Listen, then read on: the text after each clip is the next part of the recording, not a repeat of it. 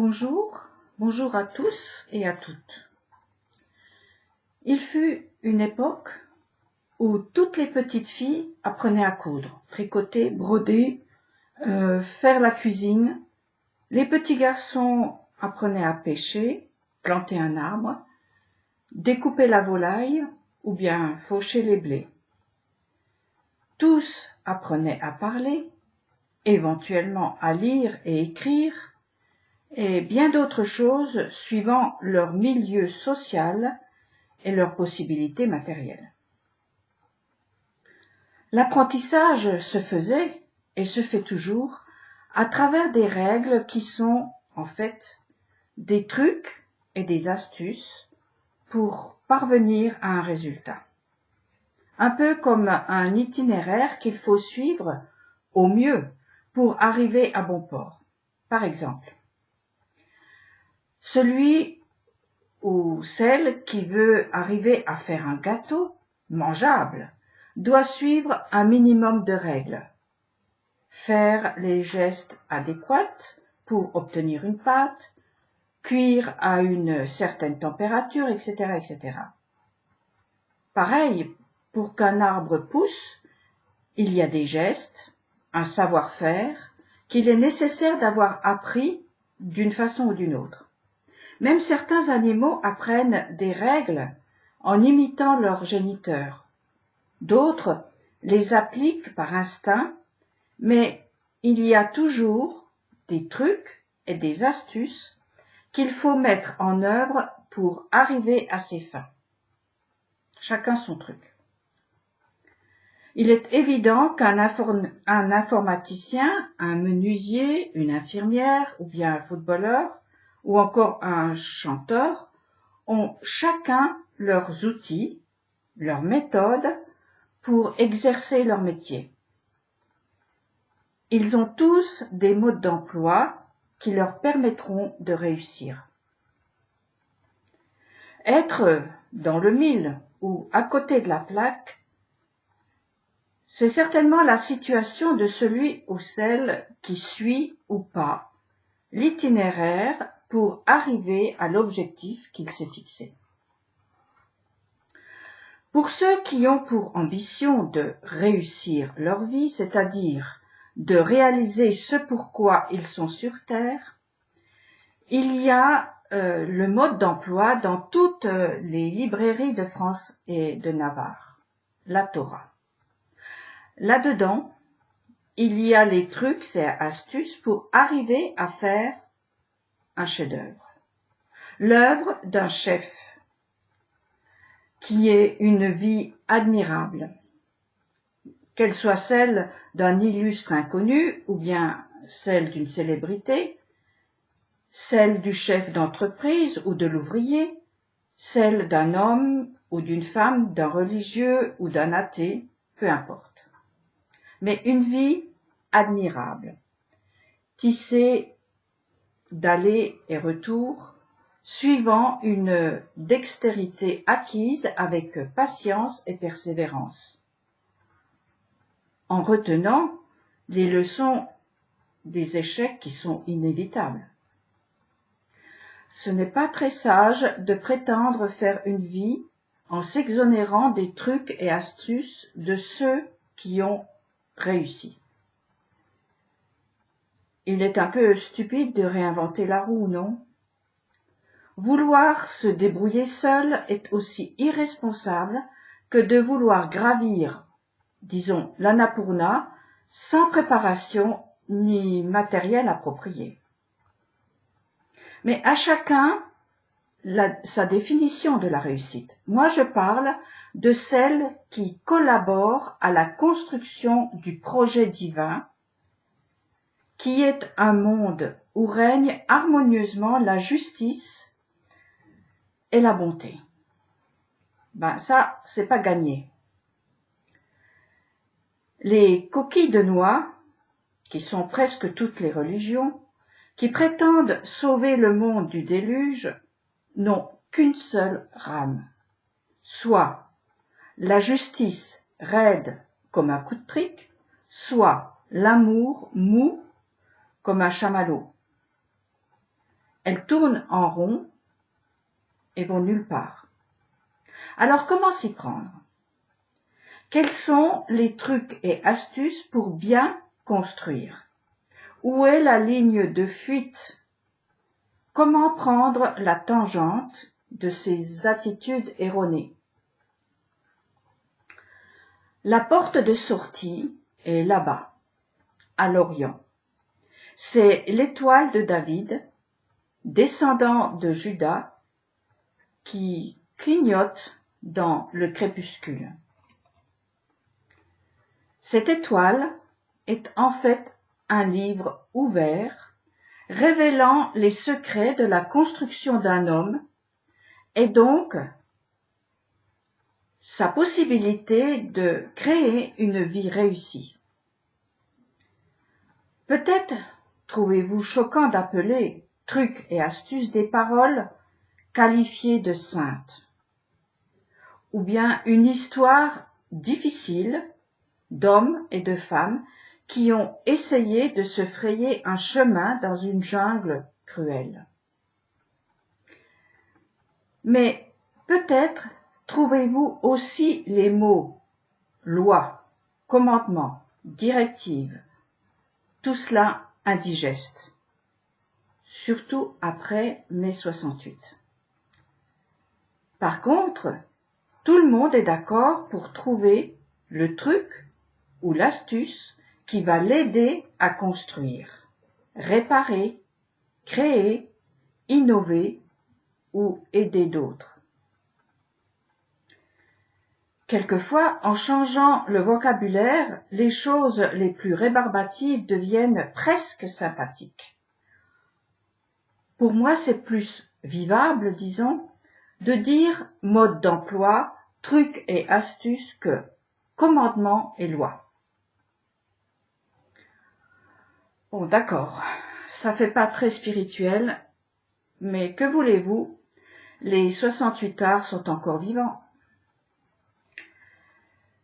La Torah, c'est donc le livre mode d'emploi. Ce n'est pas un roman, pas un livre pour s'évader du quotidien, pas non plus un livre de magie ni de fiction, même pas un livre de prière.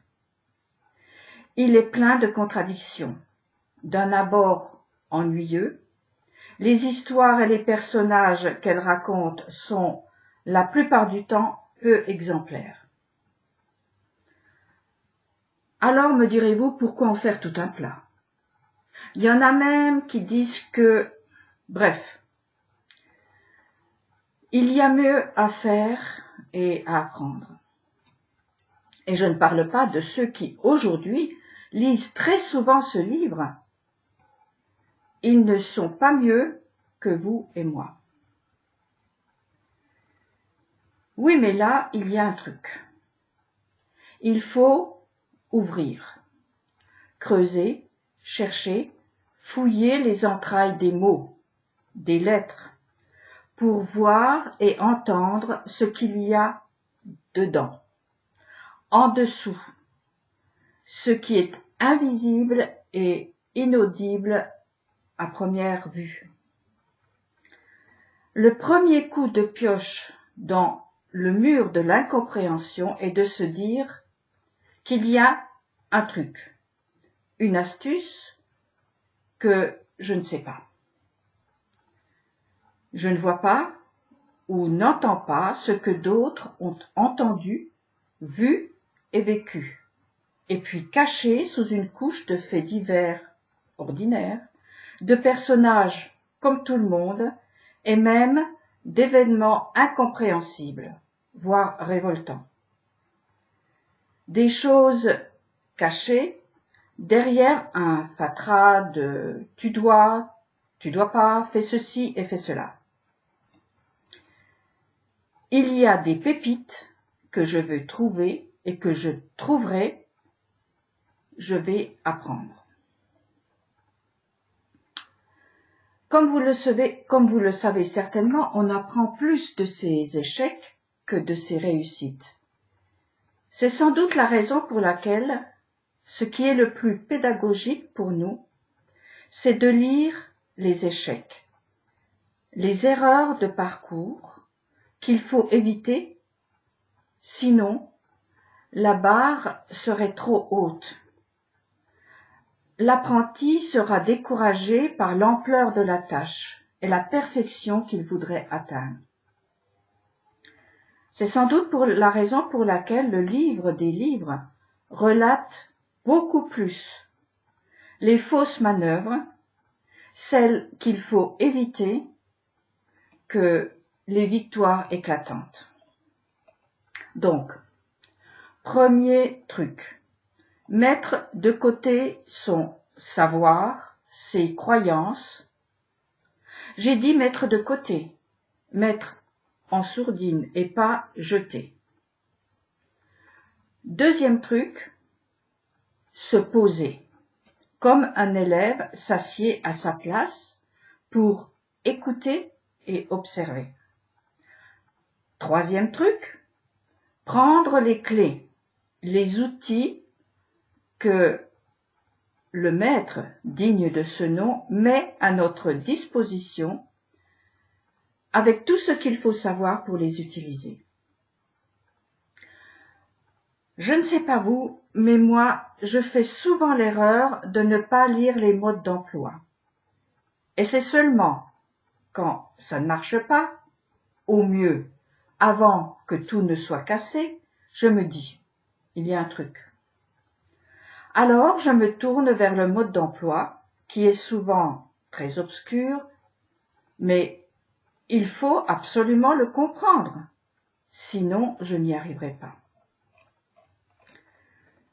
À vrai dire, reprendre tout à zéro, je n'aime pas trop ça. Honnêtement, j'ai même horreur de ça. Tout démonter, mais pénible. C'est pourtant ce qu'il reste à faire devant le mode d'emploi juste qu'est la Torah. Ce sont nos savoirs erronés, nos erreurs, nos ignorances qui bouchent nos oreilles, nos yeux et notre intelligence et nous empêchent que ça marche. Il y a un truc et des astuces. Prenez un catalogue de tricot. C'est ce qui ressemble le plus à une Bible pour celui qui l'ouvre pour la première fois. Enfin, tout au moins, c'est à ça que ça a ressemblé pour moi. Dans un premier temps, il y a des choses qui nous plaisent, d'autres moins ou pas du tout. Puis, on se dit, tiens, ça serait pas mal, ça m'irait bien. Jusqu'à ce que l'on jette son dévolu sur une pièce. Et puis, on ne fait pas quelque chose avec rien, il me faut au minimum du fil et des aiguilles. Après, c'est là que ça ressemble aux lois et commandements dont on aimerait s'exonérer. Le catalogue dit « Comptez tant de mailles, comme ceci, puis tant d'autres. Celle-ci se fait en passant l'aiguille comme ceci, le fil comme cela. L'autre, c'est l'inverse.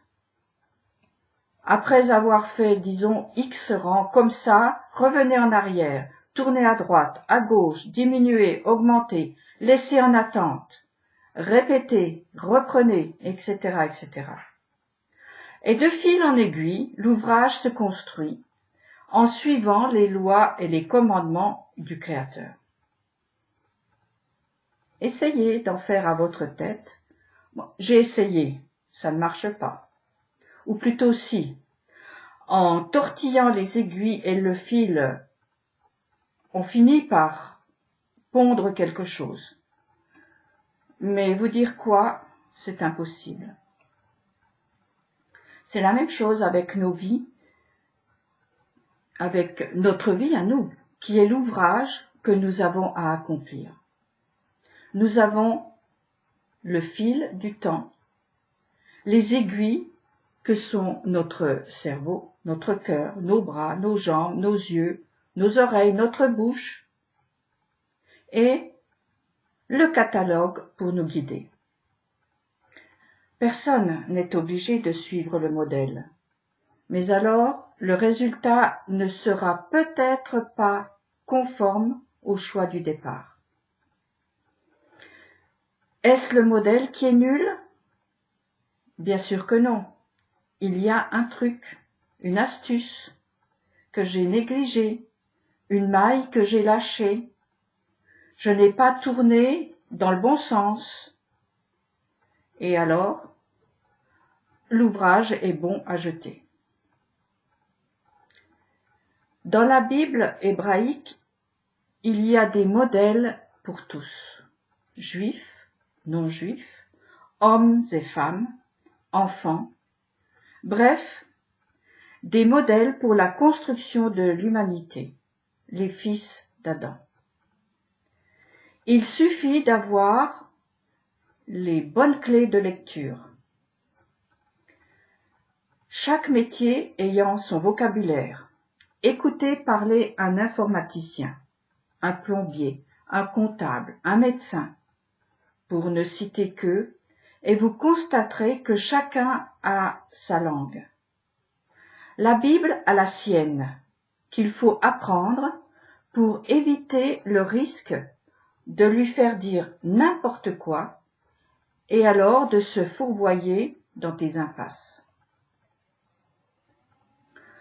Être dans le mille ou être à côté de la plaque, atteindre la cible ou le néant, tel est l'enjeu. Voici, aujourd'hui je place devant toi la vie et la mort. Choisis la vie, est-il dit dans le manuel appelé Torah. Tu es libre de choisir ton ouvrage. Tu peux tricoter la vie. Tu peux aussi tricoter le mal. Les deux se font avec ses trucs et ses astuces. En les appliquant à la lettre, tu y arriveras, ça c'est sûr. Mais choisis plutôt la vie. Reviens auprès de l'arbre de la vie et à la source qui l'alimente, l'Éternel.